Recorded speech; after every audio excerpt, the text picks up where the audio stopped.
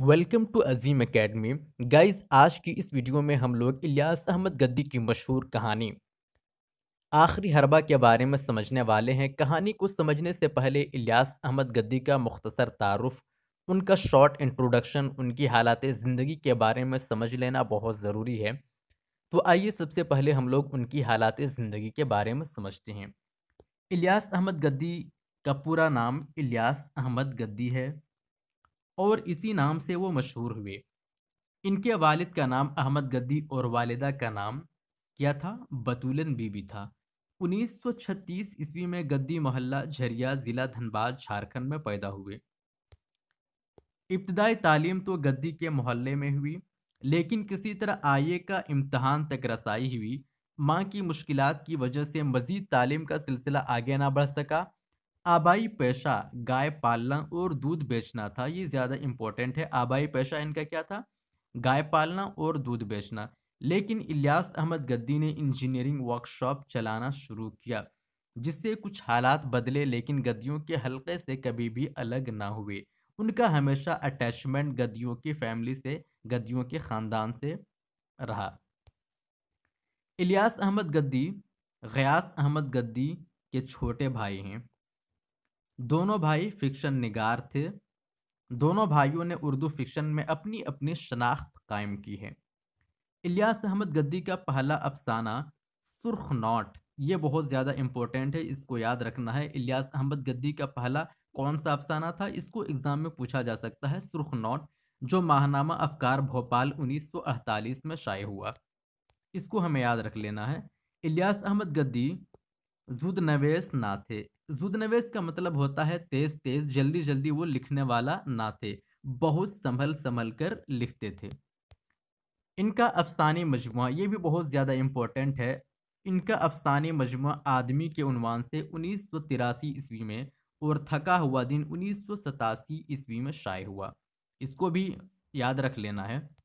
इसके बाद उन्होंने एक नावल फायर एरिया, ये तो बहुत ही ज़्यादा इम्पोर्टेंट है, इस तरह का क्वेश्चन एग्ज़ाम में पूछा जाता है। इसके बाद उन्होंने एक नावल फायर एरिया कलम बंद किया, जो उनके फ़न के इर्तकाई सफ़र का संगमेल है। इस नावल पर उन्हें साहित्य अकेदमी का अवार्ड मिला। क्वेश्चन में पूछा जा सकता है, एग्ज़ाम में पूछा जा सकता है कि किस नावल पर इलियास अहमद गद्दी को साहित्य अकेडमी का अवार्ड मिला था?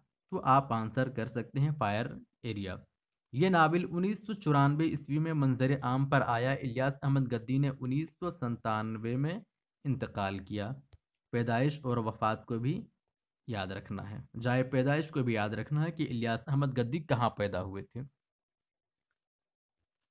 अब हम लोग उनकी हालात ज़िंदगी के बाद आखिरी हरबा जो कहानी है उसके बारे में हम लोग देखते हैं। तो कहानी को शुरू करने से पहले हम लोग थोड़ा सा उसका बैकग्राउंड को समझ लेते हैं, ताकि कहानी को समझने में बिल्कुल आसानी हो और कहानी हमारे माइंड में बिल्कुल आ जाए।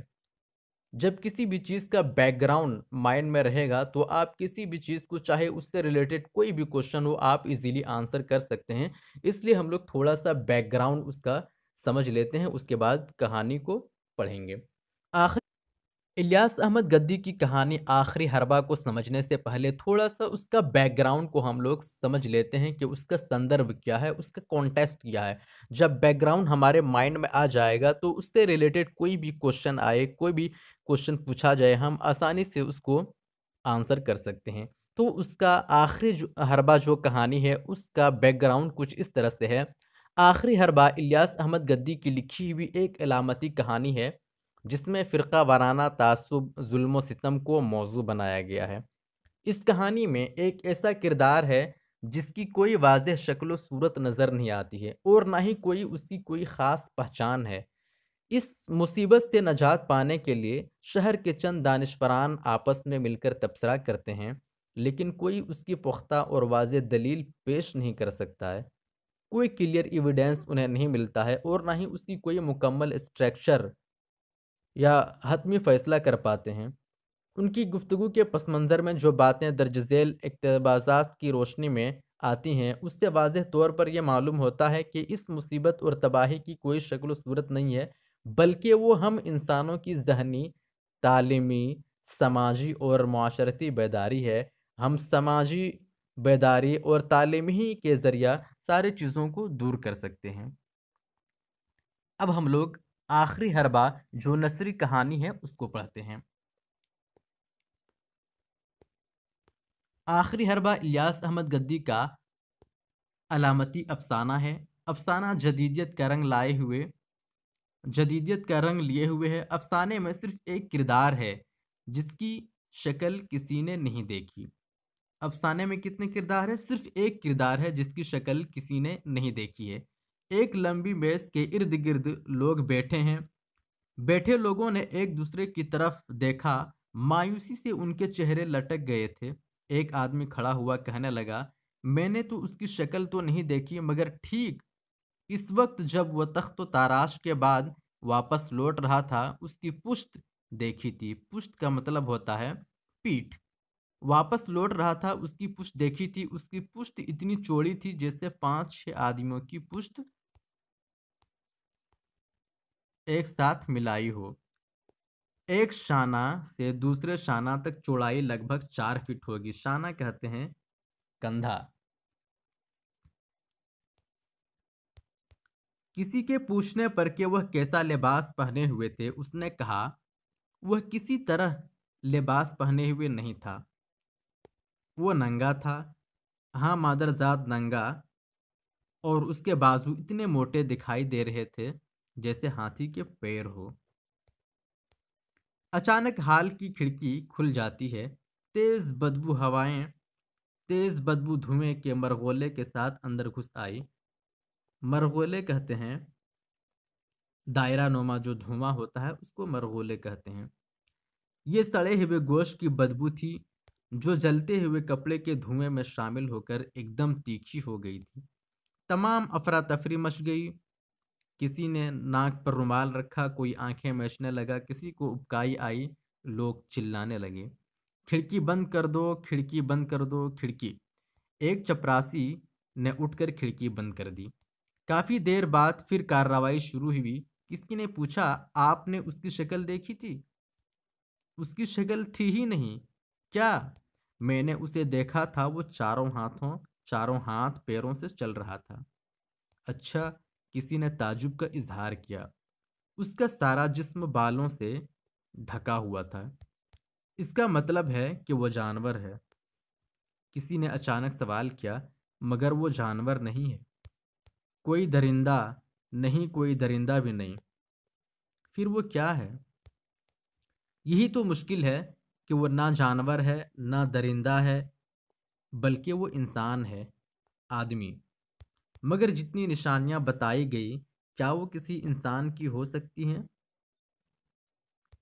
مگر کھلے عام سبھی لوگ جانتے ہیں کہ وہ آدمی ہے۔ تمام اخباروں میں، تمام ریکارڈ میں یہ بات درج ہے کہ وہ آدمی ہے، اگرچہ اس کی کوئی شک نہیں، کوئی شکل نہیں، اور نہ ہی کوئی مخصوص جگہ پر اس کی نشاندہی کی جا سکتی ہے۔ اس میں اور بھی خصوصیات ہیں، مثلاً وہ جہاں تہاں نمودار ہو سکتا ہے اور غائب ہو سکتا ہے۔ وہ اچانک کہیں پر کسی بھی وقت، خاص طور سے پرب تہواروں کے موقع پر نمودار ہونا، مطلب حاضر ہو سکتا ہے، آ سکتا ہے، نمودار ہو سکتا ہے، اور ہوا کی طرح سارے علاقے میں دندانے لگتا ہے۔ مکان اور دکانیں دھڑ دھڑ جلنے لگتے ہیں، دھوئیں سے سارا ماحول اٹھ جاتا ہے۔ بہت سی جگہوں پر اسے گھیر بھی لیا گیا، اس پر گولیوں کی باڑھ بھی ماری، مگر گولی اس پر اثر نہیں کرتی۔ کیا کہا؟ گولی اس پر اثر نہیں کرتی۔ بغیر کسی فیصلے کے میٹنگ ختم ہو گئی۔ لوگ 2-4 کی ٹولیوں میں باتیں کرتے باہر نکل گئے۔ میز خالی ہو چکی تھی۔ میرے علاوہ صرف ایک آدمی بیٹھا تھا۔ اس نے میری طرف دیکھا اور بولا، تم نے دیکھا؟ میٹنگ ختم ہو گئی اور کوئی فیصلہ نہ ہو سکا۔ میں نے کوئی جواب نہیں دیا۔ ہمیں صرف اس بات پر غور کرنا چاہیے تھا کہ وہ کون سا حربہ ہے، وہ کون سی تدبیر ہے، وہ کون سے حکمت عملی ہے جس سے اس کو ختم کیا جا سکتا ہے۔ حربہ کا مطلب کیا ہوتا ہے؟ حربہ کا ایک معنی ہتھیار کے ہوتے ہیں، تدبیر، حکمت عملی کو حربہ کہتے ہیں۔ وہ چپ ہو گیا، پھر اس نے بے خیالی میں میز پر پڑے ہوئے قلم کو اٹھا لیا اور اس کی نب کی نوک شہادت کی انگلی پر رکھ کر یوں دیکھنے لگا جیسے کسی ہتھیار کی دھار دیکھ رہا ہو۔ اس جملہ کے ساتھ ہی یہ افسانہ ختم ہو جاتا ہے۔ آگے دیکھیے، پیش نظر افسانہ پڑھ کر محسوس ہوتا ہے کہ الیاس احمد گدی نے یہ افسانہ اس وقت لکھا تھا جب چھوٹا ناگپور خصوصاً دھنباد اور گیا میں لالکھنڈی اور نکسلائٹ ابھر رہے تھے۔ اب تک تو آپ کو یہ نثر سمجھ نہیں آیا ہوگا، لیکن اب اس کے بعد اب اس نثر کا سندرب اچھا سے سمجھ سکتے ہیں کہ اس نثر میں آخری حربہ جو کہانی ہے اس کا مطلب کیا ہے، الیاس احمد گدی نے کس چیز کے بارے میں لکھا ہے۔ پیش نظر افسانہ پڑھ کر محسوس ہوتا ہے کہ الیاس احمد گدی نے یہ افسانہ اس وقت لکھا تھا جب چھوٹا ناگپور خصوصاً دھنباد اور گیا میں لالکھنڈی اور نکسلائٹ ابھر رہے تھے اور حکومت اس پر قابو پانے میں ناکام تھی۔ دھیرے دھیرے یہ گروپ اپنی شکلیں بدل ڈالی اور آج دہشت گرد کے نام سے ہر طرف بدبو پھیلا رہی ہے۔